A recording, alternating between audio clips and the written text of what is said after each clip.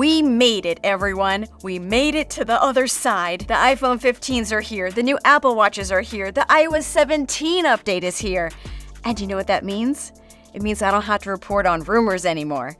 Yeah, I feel so light and free. For once, I could just enjoy this moment with you here and now, living in the present. No, stop that. We're not doing that. Give me 1 week, please. Just put that away. With Apple's new gear and software out in the wild, this is the week where we are learning new little details that Apple really didn't talk about much before. Some of it is good, and some things are leaving us with a few questions that we'll have to poke at some more. So as we close out the iPhone 15 launch week, we have one more thing to talk about. Here are the most interesting new things we're discovering about iPhone 15's, Apple Watches, AirPods, and iOS 17.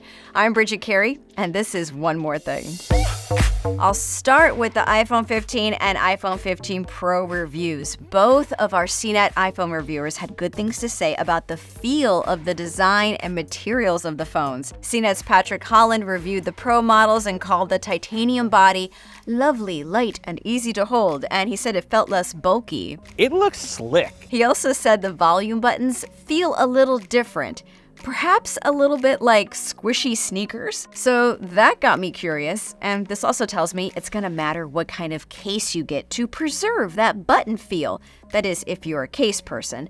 I am a case person, because I don't trust myself. Now over to the iPhone 15. That one is not made of titanium, but CNET's Lisa Edachico reviewed the 15 and 15 Plus models, and she said she felt the design was better for preventing fingerprint smudges. I think I'll be able to use this without a case, without having to constantly wipe it down.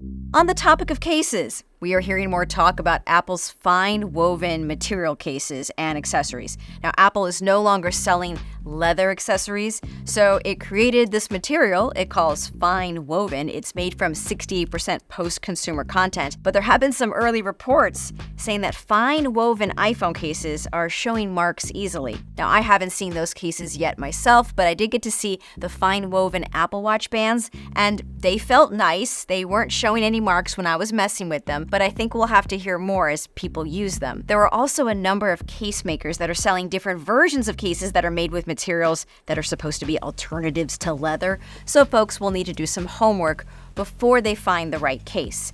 And if you want leather cases or leather watch bands, well, you can still find accessories made with leather. It's just not sold through Apple. If you can't decide on a case, I mean, you should get a case, and if you don't have a case, you should get Apple Care Plus if you're gonna live on the edge like that. But if you don't have Apple Care Plus, well, it's now cheaper to repair the Pro models. That was another little surprise. Let's say you don't have Apple Care Plus and you need to repair the back glass of the iPhone 15 Pro. Well, Apple charges about $170.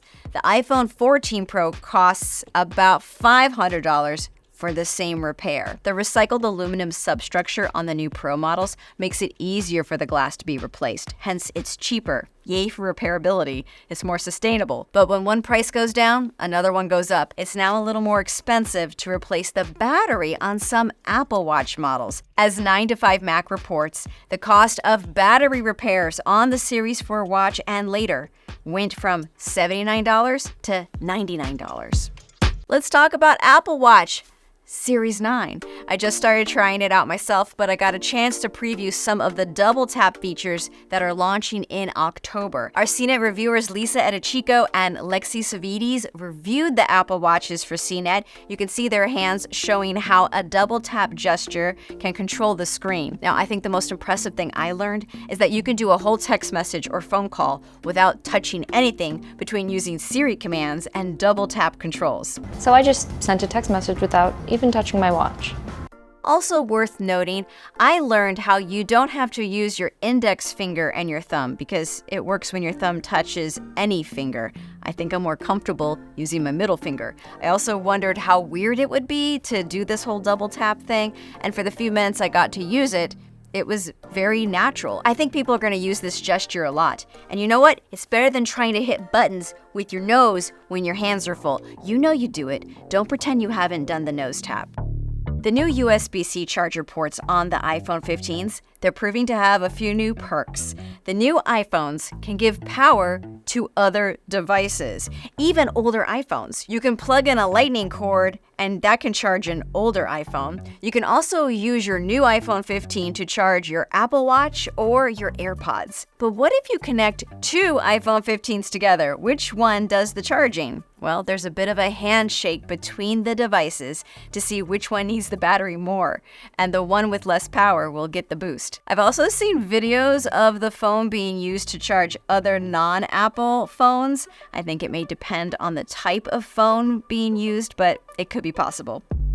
Apple upgraded the AirPods Pro second generation model with a USB-C port, but there's more to it than just a new USB-C port. These have additional dust resistance and lossless audio when used with the future Apple Vision Pro headset. But do they sound any different?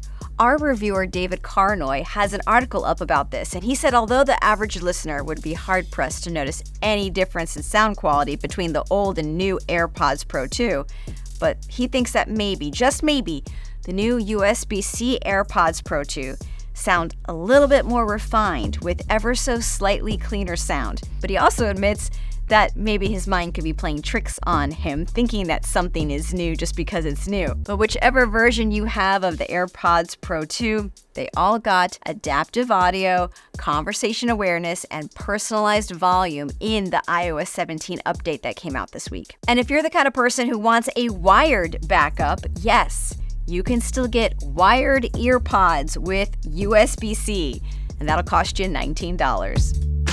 Not all surprises involve new hardware to buy. There are 24 new ringtones in iOS 17, and it's been so long since we got new ringtones, and they are pretty soft and nice. If you need to set an alarm, these are not going to give you anxiety as you jump from bed at 5 in the morning. And there are also new text tones, but you have to dig into settings to find them. So what new revelations surprised you this week? And what should I change my ringtone to? I'm digging the one called Journey a little bit. Hit me up in the comments on what you want to see folks dig into more now that the new gear is here. Catch you next week.